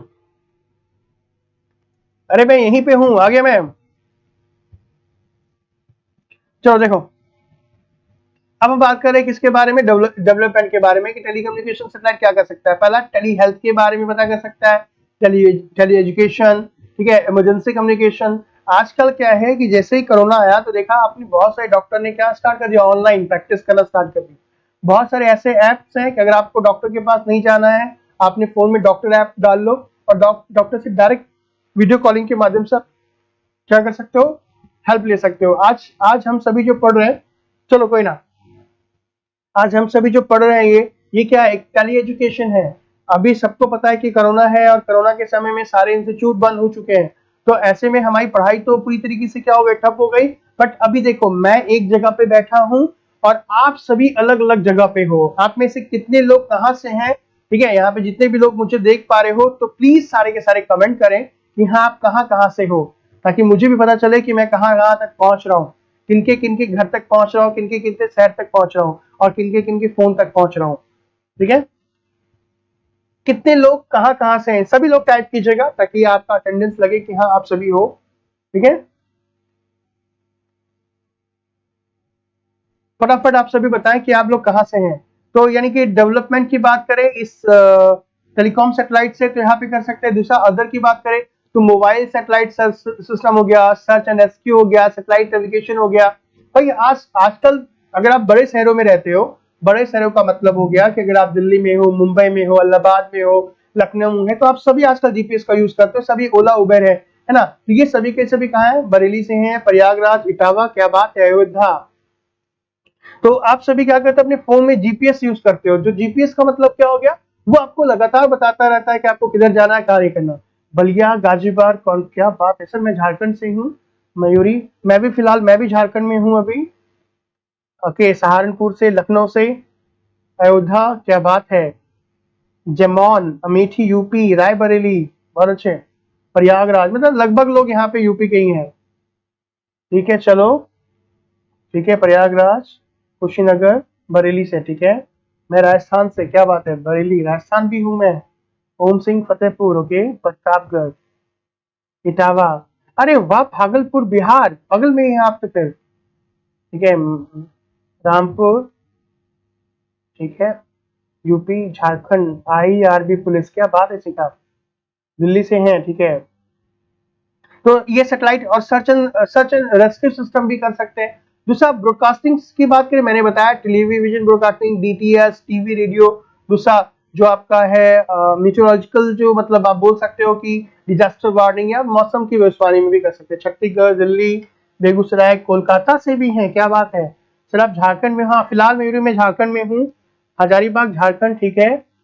वैसे मैं दिल्ली से हूँ, लेकिन अभी घर पे आया हूँ, तो ये जो क्लास चल रही है वो झारखंड से चल रही है। झारखंड, साहिबगंज का नाम आपने सुना होगा। कौन बनेगा करोड़पति में क्वेश्चन पूछा गया था। या फिर अगर आप झारखंड से हो तो ध्यान दीजिएगा, झारखंड और बिहार से हो तो याद दीजिएगा, एक क्वेश्चन आपके पीसेस में पूछा भी जाता है कि झारखंड में ऐसी कौन सी नदी है, नहीं सॉरी, हाँ वैसे क्वेश्चन तो कैसे भी घुमा के पूछा जा सकता है, ये इस तरीके से कि जो गंगा नदी है वो साहेबगंज झारखंड के किस डिस्ट्रिक्ट से होकर गुजरी है। ध्यान रखना कि जो गंगा नदी है पूरे झारखंड में नहीं है, केवल एक डिस्ट्रिक्ट से होकर गुजरती है, उसका नाम आपको पता होना चाहिए। ठीक है, छत्तीसगढ़, जय जोहार, हम रांची में हैं, ओके। जहाँ निकलती है साहिबगंज, मैं साहिबगंज डिस्ट्रिक्ट से हूँ। क्या बात है मेरे, साहिबगंज डिस्ट्रिक्ट कहाँ, ठीक है, मोहित, बरेली में, ठीक है, कौशाम्बी, यूपी, बहुत अच्छा। तो मोहित ये, ठीक है, चले। तो यानी कि आपने यहाँ पे ये देखा कि जो टेलीकॉम सैटेलाइट है वो कितने तरीके से हमारे लिए हेल्पफुल हो सकता है, समझ में आ रहा है। तो अभी अगला देख लेते हैं कि भाई क्या क्या कर सकते हैं। अच्छा, एक चीज और ध्यान दीजिएगा, एजुकेशन सेट की बात करते, एजुकेशन की बात करें तो आजकल सैटेलाइट के द्वारा जो है, ठीक है, टीचर जो है वो कहीं और पढ़ा रहा है, और आप सभी देखो, मैंने कहा सीखा साहिबगंज में, अच्छी बात है, मैं भी साहिबगंज से हूँ। क्या है, सदर श्रीवास्तव, साहिबगंज, कौन है साहिबगंज से, वाह। जूली, बिहार, भागलपुर, अच्छी बात है। बरहरवा से, क्या बात है, मतलब बरेली के स्टूडेंट ज्यादा नहीं है यहाँ पे। मोहित, हाँ यहाँ पे ऑल ओवर मतलब इंडिया के लोग हैं, अच्छी बात है। रांची में राजपाल ड्यूटी, क्या बात है सीखा, अच्छी बात है। तो यहाँ पे जो टेली एजुकेशन है, आपको मैंने अच्छे तरीके से समझा दिया। हमारे यहाँ पे विद्या वाहिनी और ज्ञान वाहिनी दो ऐसे सैटेलाइट्स हैं, जैसे प्रोग्राम है जिसका उपयोग हम कहाँ कर रहे हैं, मतलब सैटेलाइट एजुकेशन में कर रहे हैं। इसके अलावा गाइस देखो, आजकल क्या है कि जो हम हेल्थ के बारे में जो इंफॉर्मेशन ले रहे हैं, हेल्थ के मतलब कि आजकल आप बैठे बैठे, ठीक है, वीडियो कॉन्फ्रेंसिंग के माध्यम से, चाहे कार्डियोलॉजी हो, चाहे पैथोलॉजी हो, ठीक है, कि या फिर डॉक्टर के पैनल्स हैं, आप इंडिया में बैठे कहीं भी ले सकते हो। जैसे अगर मान लीजिए मैं यहाँ बैठा हूँ और मुझे क्या करना है, मुझे मतलब मुंबई के पैथोलॉब से जांच करना है, तो आपको पता है क्या करना पड़ेगा, आपको केवल एप्लीकेशन पे एक एप्लीकेशन डाउनलोड करना पड़ेगा, और डाउनलोड करने के बाद आपको जो भी टेस्ट करना हो आप वहां पे क्लिक करें, पेमेंट करें, ठीक है, या फिर आप चाहो तो कैश ऑन डिलीवरी भी कर सकते हो, आपके पास घर पे आएंगे, और घर पे आने के बाद क्या होगा, आपका ब्लड सैंपल ले आकर के मुंबई, कलकत्ता, जहां भी चेक कराना चाहते हो वो हो सकता है। ये केवल और केवल किसके माध्यम से, टेलीमेडिसिन के माध्यम से, ठीक है। उड़ीसा से भी है, क्या बात है। चल, तो tele education, tele telemedicine, tele health, ठीक है, डिजास्टर मैनेजमेंट, ये सभी के सभी हो सकते हैं। इसके अलावा गाइस आप बोल सकते हो कि स्पेस बेस्ड सर्विस, या फिर और क्या, हम विलेज रिसोर्सेस जो सेंटर होता है जिसे वीआरसी कहते हैं।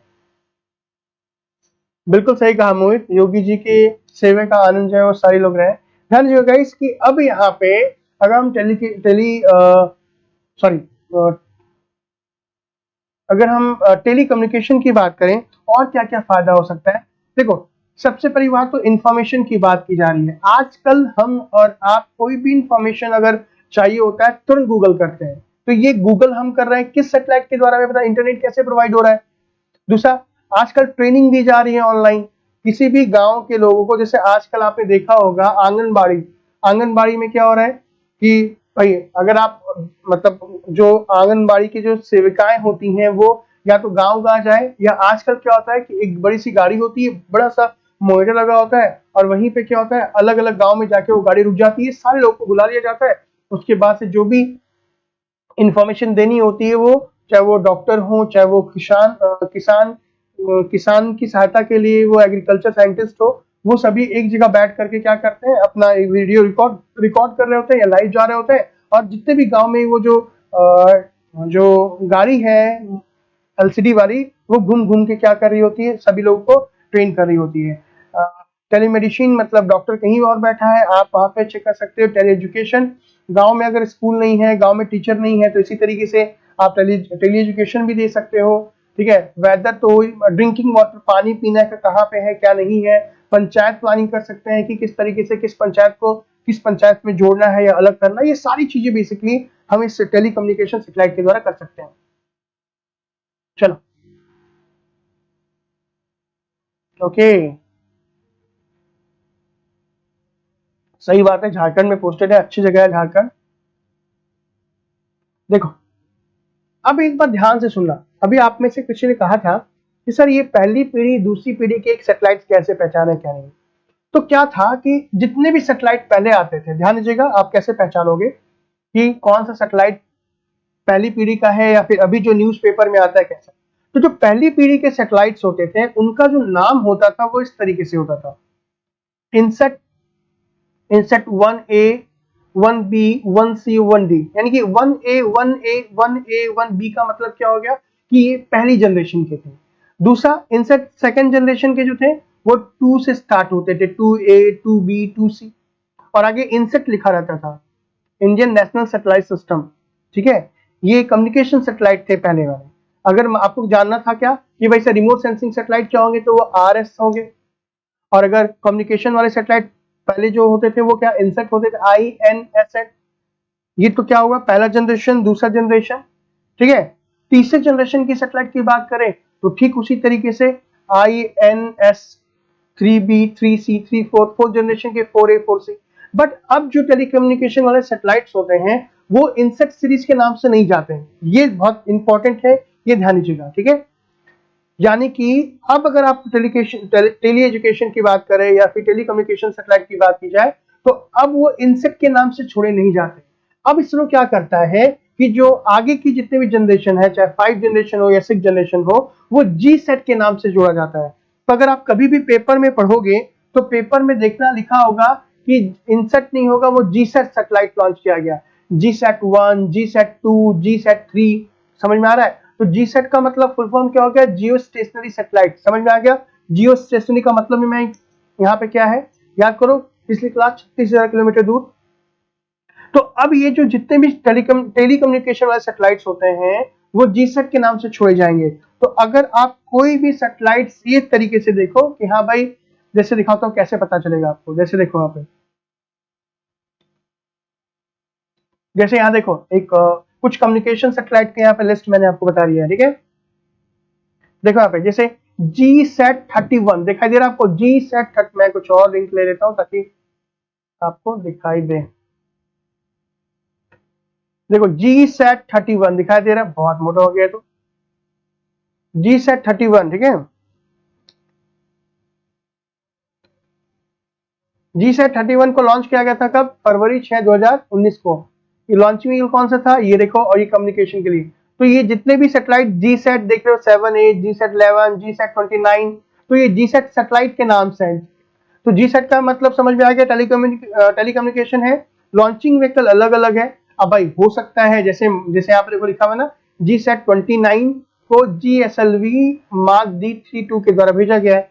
अब ये पढ़ पा रहे होगे, अब समझ पा रहे होगे जो मैंने पिछली क्लास में पढ़ाया था। तो फटाफट इसका स्क्रीनशॉट ले लो, इसका स्क्रीनशॉट ले लो ताकि दिक्कत नहीं हो आपको। ठीक है, आगे इसको नोट डाउन कर लेना। अब कुछ एक्सपेरिमेंटल सैटेलाइट भी है, मतलब कि भाई बहुत, अभी मैंने आपको बताया कि रिमोट सेंसिंग सैटेलाइट क्या है, अभी मैंने बताया आपको टेलीकम्युनिकेशन सैटेलाइट क्या है।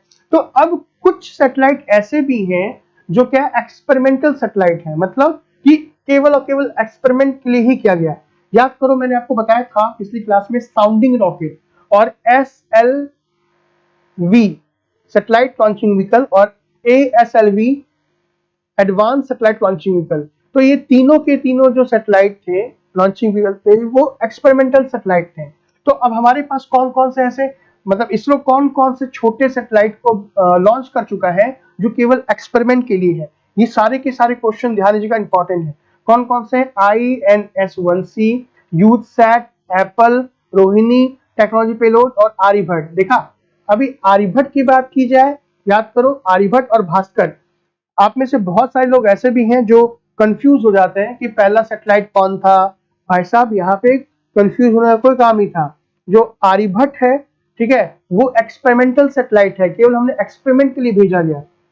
और जो हमने कौन सा भास्कर भेजा था, वो कौन सा भेजा था? वो हमने अर्थ के ऑब्जर्वेशन में भेजा था। तो यहाँ पे ये कुछ फैक्ट ऐसे हैं जो बहुत कम लोगों को पता होती है, और ऐसे ही फैक्ट्स अगर पेपर में आ जाए तो हम कंफ्यूज हो जाते हैं कि हम क्या लिखें। ठीक है, ओके, सहारनपुर से, ठीक है। 6A का मतलब आप 6 जनरेशन, आप नहीं ऐसा नहीं बोल सकते हो कि 6A 7A, ये नहीं है। यहाँ पे जो जीसेट है, जीसेट यहाँ पे जनरेशन से नहीं है। अब जीसेट को हमने केवल जीसेट के नाम से जोड़ लिया, क्योंकि अगर हम जनरेशन करते तो कितना जनरेशन पहुंचता, तो जीसेट को हम जनरेशन के नाम से नहीं करते। ठीक है, ध्यान दीजिएगा। और ये भी क्वेश्चन पूछा जाता है कि आर्यभट्ट जो है कुछ कौन से लॉन्चिंग व्हीकल के द्वारा हमने से भेजा था। दूसरा, कुछ स्मॉल सैटेलाइट, कुछ ऐसे सैटेलाइट जो बहुत छोटे सैटेलाइट्स होते हैं, वो कौन कौन से हैं? तो भाई ज्यादा तो सैटेलाइट नहीं है हमारे पास, छोटे दो ही हैं। एक है मैक्रोसेट है और एक यूथ सेट है, और बाकी जो हम अभी तक भेज ही रहे हैं, तो जो जो भेजेंगे तो आएगा ही आएगा। सर ये नीलम ने कहा है कि ऑफलाइन कंडक्ट होगी तो क्या यूट्यूब पे लाइव क्लास नहीं होगी? देखो, यूट्यूब पे फिर अगर ऑफलाइन क्लास होगी तो यूट्यूब पे तो नहीं होगी, लेकिन मैं जो है मैं दूसरे चैनल पे आकर के आपको ये जो जितने भी लोग बाहर के जितने भी लोग हैं, क्योंकि यहाँ पे देख रहा हूँ मैं, यहाँ पे इंडिया के मतलब बहुत जगह सारे सारे स्टेट से लगभग लगभग मैं साउथ को छोड़ करके, तो मैं आप सभी के लिए ये यूट्यूब पे जो लाइव क्लास है वो 100% रखूंगा। ये मैं कर सकता हूँ। ठीक है, ठीक है, तो परेशान ना हो। चला जाए आगे, देखो ये था स्मॉल सैटेलाइट। दूसरा क्या है? एकेडमिक इंस्टीट्यूट सैटेलाइट कौन कौन से हैं? ये आप सभी के लिए काफी इंपॉर्टेंट है, जितने भी यहाँ पे IAS एस्पिरेंट हैं।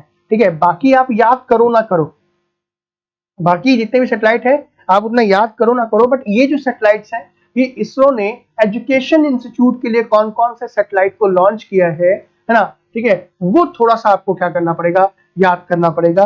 तो ये देखो कौन कौन सा है भाई साहब। कलाम सेट V2, ध्यान रखना ये पूरी तरीके से किस पे बेस्ड है, किसके लिए है? वो एजुकेशन के लिए है। ठीक है, जनवरी 24 2019 में PSLV C14 के द्वारा से लॉन्च किया गया था। ठीक है, प्रथम को सितंबर 26 को 2006 में जो है PSLV C35, ठीक है, के द्वारा भेजा गया था। इसे क्या बोलते हैं? एसेट 1B कहते हैं इसे। सत्यभामा सेट, स्वयं सेट, ठीक है, जुगनू, स्टूडसेट, अनुसेट, ये जितने भी आप सेट देख रहे हो ये एकेडमिक इंस्टीट्यूट सैटेलाइट्स हैं, इस बात का ध्यान दीजिएगा। ठीक है ना, एकेडमिक के लिए है। थैंक यू की कोई बात नहीं, आप सभी के लिए हूं, और ये क्लासेस जो है वो लगातार रहेगी। हाँ बिल्कुल बिल्कुल मनोज, बिल्कुल बिल्कुल। देखो क्लियर है, इसका स्क्रीनशॉट ले सकते हैं, काफी इंपॉर्टेंट है। मैं बता दूंगा, कोई प्रॉब्लम नहीं।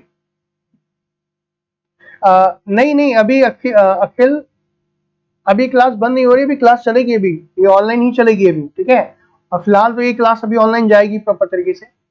आपने स्क्रीनशॉट ले लिया तो चलो मैं आगे बढ़ता हूं। अब देखो गाइस, इसके अलावा कुछ और सैटेलाइट्स भी हैं जिसका उपयोग हम कर रहे हैं। ठीक है, जैसे ग्राम सेट। ग्राम सेट क्या है? देखो ग्राम सेट बेसिकली एक प्रकार का कम्युनिकेशन नेटवर्क है जो क्या करेगा कि जितने भी जो अर्बन एरियाज है, रूरल एरियाज है, आपस में उसको कनेक्ट करेगा, ठीक है, और बहुत सारी इंफॉर्मेशन आपस में सेट करेगा। क्योंकि ग्राम सेट का नाम तो जैसे लग रहा है ना, ग्रामीण सेट बोल सकते हो, लेकिन ग्राम सेट का मतलब अर्बन क्षेत्र और रूरल क्षेत्र के आपस में जितनी भी टेक्नोलॉजीज हैं उन सभी को आपस में जोड़ देगा। जैसे मल्टी स्पेशलिटीज हॉस्पिटल की बात करें, तो जो अगर मान लीजिए कि किसी एक शहर में मल्टी स्पेशलिटी हॉस्पिटल है, तो अब वहां के डॉक्टर जो हैं वो ग्रामीण क्षेत्र के डॉक्टर के साथ आपस में कनेक्ट करके अपनी इंफॉर्मेशन शेयर करेंगे। देखो, मान लो कि कोई गांव की बात करें या जिस भी ब्लॉक की बात करें, वहां पे अगर कोई हार्ट हॉस्पिटल अच्छा नहीं है, हार्ट के अच्छे डॉक्टर नहीं है, लेकिन पेशेंट वहां पे ऐसे हैं कि हार्ट के पेशेंट ज्यादातर हो गए, तो या तो अब उस पेशेंट के पास ऑप्शन है कि वो क्या करे, अपने स्थान से हट करके वो कभी शहर जाए, बट ये इस ट्रैवल को करने में कभी कभी पेशेंट की जान चल जाती है। तो हम ग्राम सेट के माध्यम से क्या करेंगे कि ग्रामीण क्षेत्र के जितने भी हॉस्पिटल होंगे उनको हम जोड़ देंगे किसके साथ, जितने भी शहर के जितने भी डॉक्टर हैं उनके साथ, और उस आपस में वो नॉलेज शेयर कर लेंगे। इसी तरीके से और भी बहुत सारे फील्ड की बात करें, चाहे एजुकेशन की बात कर ले, चाहे आप एग्रीकल्चर की बात कर लो। एग्रीकल्चर जैसे जितने भी गांव हैं, गांव में लोगों को बस केवल धान धान हुआ, गेहूं हुआ, है ना, सब्जियां, केवल यही सब उगाते हैं, और इन सब के उगाने की वजह से उनका जो इकोनॉमिकल स्टेटस है वो आगे नहीं बढ़ पाता। जो आर्थिक स्थिति है, या फिर आप बोल सकते हो कि पैसे, भाई गेहूं में, और गेहूं अगर चना उगा रहे हैं तो उसमें ज्यादा पैसा नहीं है। तो अब जो कृषि वैज्ञानिक होंगे वो उनको बताएंगे कि आप कौन कौन को फसल को उगा करके आप अपनी आर्थिक स्थिति भी सही कर सकते हो, बहुत सारा रेवेन्यू भी जमा कर सकते हो, और इससे आपको बेनिफिट भी होगा। जैसे आप बोल सकते हो कि आप स्ट्रॉबेरी की खेती करो। आजकल जितने भी लोग हैं, जो अच्छे अच्छे स्टूडेंट्स भी हैं, आप में से बहुत ऐसे लोग होंगे जो एग्रीकल्चर में आना चाहते हो, और भाई साहब बड़ी बड़ी कंपनियों में काम करने वाले लड़के आजकल जो करोड़ों का पैकेज कमा रहे हैं, वो आज गांव की तरफ जा रहे हैं, और उनके पास खेती की जमीन है, और वहां पे जाके स्ट्रॉबेरी होगी, है ना, कैप्सिकम हो गया, ठीक है, और तरह तरह की मेडिसिनल प्लांट उगा करके क्या कर रहे हैं, जो जिनका उनका करोड़ों का जो पैकेज था, वो और बहुत ज्यादा पैसा मुनाफा कमा रहे हैं। तो कहीं ना कहीं जितने भी शहर के जितने भी लोग हैं वो अब गांव में इंटरेस्ट दिखा रहे हैं। क्यों? क्योंकि भाई मुनाफा सबको चाहिए, और आपको पता है कि हम भारत के पास कृषि की जमीन जो है वो बहुत अधिक है, ठीक है। तो इस तरीके से जो शहर के जो भी वैज्ञानिक हैं वो क्या कर रहे हैं, सारी इंफॉर्मेशन को कृषि जो गांव के स्तर पे जितने भी लोग हैं उनको प्रोवाइड करा रहे हैं। चला जाए, ठीक है सर, आपके साथ टाइम का पता नहीं चलता, थैंक यू सो मच, मुझे पता नहीं चलता आप सभी के साथ, ठीक है। ओके ओके, नंदनी कौशिक, ठीक है बच्चे, ठीक है। चलो, दूसरा दूसरा गाइस एक है भुवन। भुवन का नाम आपने सुना होगा, और नहीं सुना तो मैं आपको बता दूं, बहुत कम लोगों को पता है भुवन के बारे में। लेकिन ध्यान दीजिएगा कि भुवन एक प्रकार का सॉफ्टवेयर एप्लीकेशन है। आप सभी गूगल का यूज करते हो, गूगल अर्थ का यूज करते हो पृथ्वी की इमेज देखने के लिए, तो उसी तरीके से भारत के पास भी कौन सा सॉफ्टवेयर है, अपना सॉफ्टवेयर है भुवन सॉफ्टवेयर, ठीक है, जो क्या करता है, हमारे पूरे अर्थ की 2D और 3D इमेज देता है। स्पेशली अगर हम बात करें, अगर आप भारत की बात करें, तो आप जाओ गूगल सॉफ्टवेयर ऑन करना, आप कैसे करोगे, जैसे google.com जाते हो। हाँ हाँ बिल्कुल राजा, बिल्कुल सही है, बिल्कुल राजा, हम ऑफलाइन भी करेंगे, और ऑफलाइन अगर होगी तो ऑनलाइन भी हमेशा रहेगी, ये जो है वो पक्का बोल रहा हूँ मैं आपको, ठीक है। प्रभात कुमार पुरोहित, पश्चिम बंगाल, अच्छी बात है। ध्यान दीजिएगा, भुवन एक प्रकार का एक सॉफ्टवेयर है जो भारत पूरे विश्व की 2D और 3D इमेज दिखाता है। अगर आप कभी रेल पे यात्रा करते हो, जब रेल यात्रा करते हो तो देखो वहां पे जीपीएस आता होगा, अब वहां पे भुवन भी आने लगा। मतलब अगर आप जीपीएस यूज करना चाहते हैं तो क्या भारत का जीपीएस यूज, अगर आप भारत का जीपीएस यूज करना चाहते हैं तो वहां पे भुवन लिखा होता है, आप यूज कर सकते हो। कुल मिलाकर के अगर आप भुवन सॉफ्टवेयर को ऑन करते हो, आप नेट पे डालो भुवन, आपको वो भुवन दिखाएगा, आप वहां पे जाकर के अपने पूरे भारत की, आप अपने घर की इमेज तक देख सकते हो इस भुवन सॉफ्टवेयर के माध्यम से, ठीक है।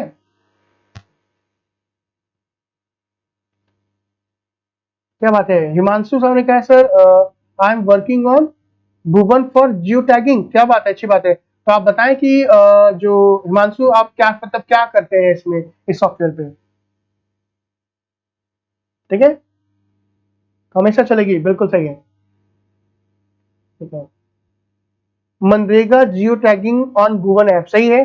तो अभी तक आप देखना, कहने का मतलब है कि आप बोल सकते हो कि जो भुवन है ये एक बहुत अच्छा सॉफ्टवेयर है, ठीक है। और ये जो भुवन अभी जो आने वाला सॉफ्टवेयर है उसका नाम है भुवन चंद्रभूमि। ध्यान दीजिएगा कि भुवन जो है अब इसका अपडेट वर्जन आ रहा है, उसका नाम जो है वो है भुवन चंद्रभूमि। भुवन चंद्रभूमि,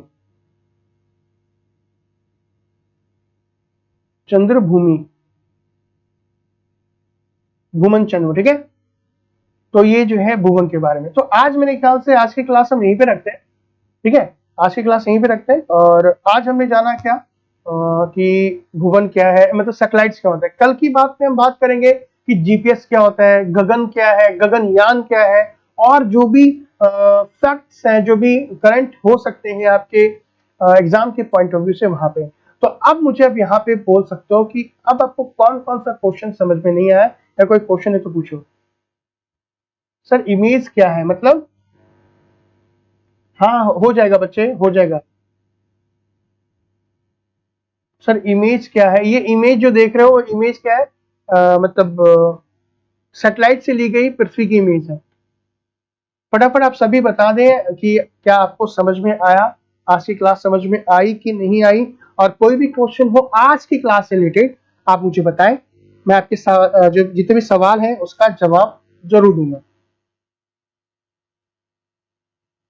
सर कल की क्लास की टाइमिंग क्या है, कल की क्लास देखो अब जो है फ्राइडे तक मेरी क्लास है 3 बजे से लेकर के 4:30 बजे तक।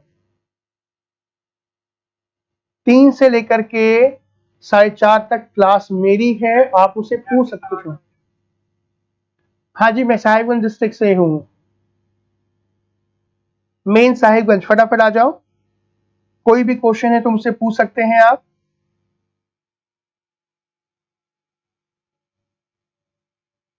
सर मेरी जो क्लास है वो 1.5 घंटे की होती है। हाँ, गगनयान के बारे में काफी जो इन्फॉर्मेशन है वो भी दूंगा, बिल्कुल। जय हिंद जय भारत, लव यू टू बच्चे। राजा शर्मा, कल की क्लास की टाइमिंग वही है, फटाफट। Thank you so much Himanshu. कोई बात नहीं, आप लेट थी बट लेकिन कोशिश करें 3 बजे। ध्यान दीजिएगा कि अब जो क्लास होगी कल से लेकर के फ्राइडे तक वो 3 से लेकर 4:30 तक होगी। किसी के और कोई क्वेश्चन है? थैंक यू सो मच नीलम। कोशिश मैं वही करता हूँ कि मैं भी पहले एक स्टूडेंट था और जितने सवाल मेरे दिमाग में आते थे पहले मैं उसको क्लियर कर देता हूँ, ताकि आपके कोई सवाल रहे नहीं, है ना।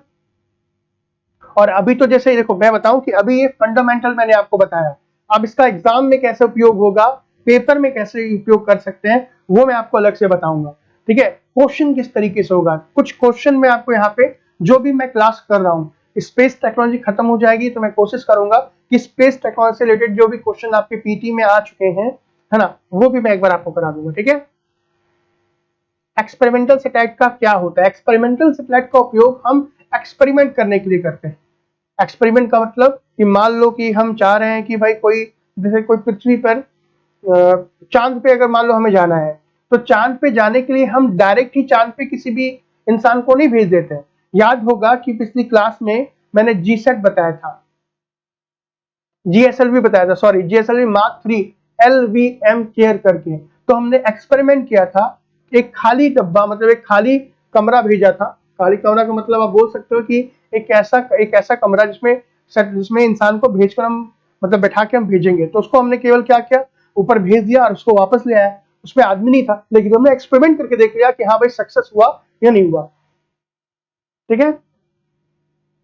सर घर आ जाएंगे पूछने, हाँ हाँ आराम से अखिलेश आ जाओ, घर आ जाओ, फिर तो और आराम से बैठ के बात करेंगे ना। सर आप इस पर आंसर राइटिंग भी करवाएंगे, देखो आंसर राइटिंग ऑनलाइन तो नहीं हो सकती ना, ठीक है। टेस्ट सीरीज देखो, ये अभी टेस्ट सीरीज और जो आंसर राइटिंग का अभी तो कुछ नहीं कह सकते। जो है अर्थ ऑब्जर्वेशन सैटेलाइट अमेरिका की वजह से अमेरिका की सहायता से बनाया गया था, ठीक है। Thank you so much. Jonas, सब मिलिट्री और सिविलियन के यूज के लिए अलग अलग सैटेलाइट होती है क्या? हाँ उपेंद्र, मिलिट्री और सिविलियन के लिए अलग अलग होती है, वो मैं आपको कल बताऊंगा। जब मैं आपको जीपीएस बताऊंगा तो जीपीएस में ये बताऊंगा कि जीपीएस दो प्रकार के होते हैं, एक ठीक है, एक को बोलते हैं आरएस, एक को बोलते हैं कौन सा, आरएस मतलब रिस्ट्रिक्टेड सर्विस, और एक को बोलते हैं सिविलियन यूज के लिए। वो मैं कल बताऊंगा आपको कि जीपीएस का उपयोग हम कैसे कर सकते हैं, ठीक है। हम्म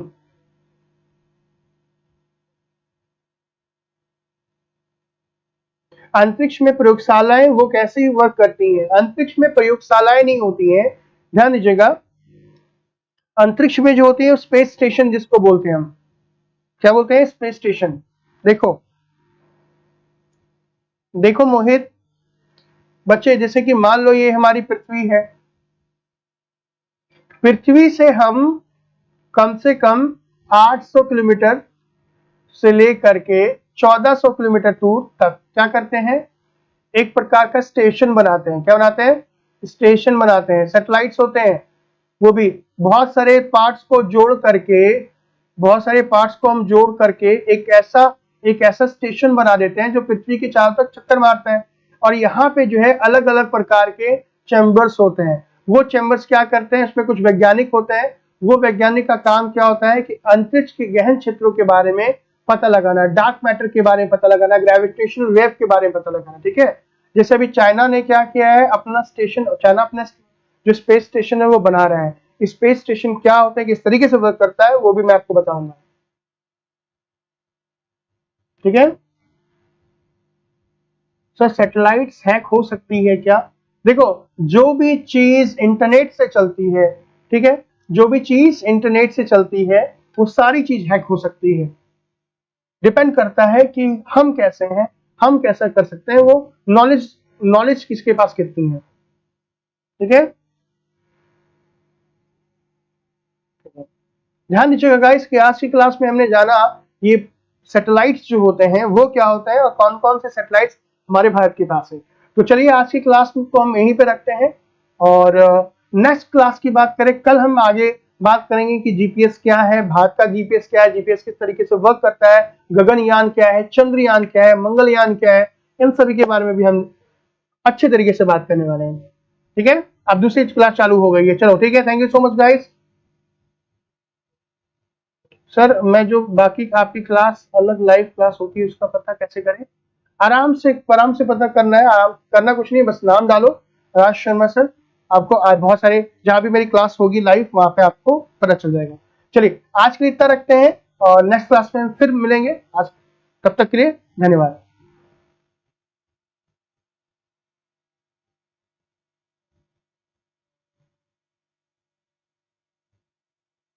bye bye dear, thank you so much.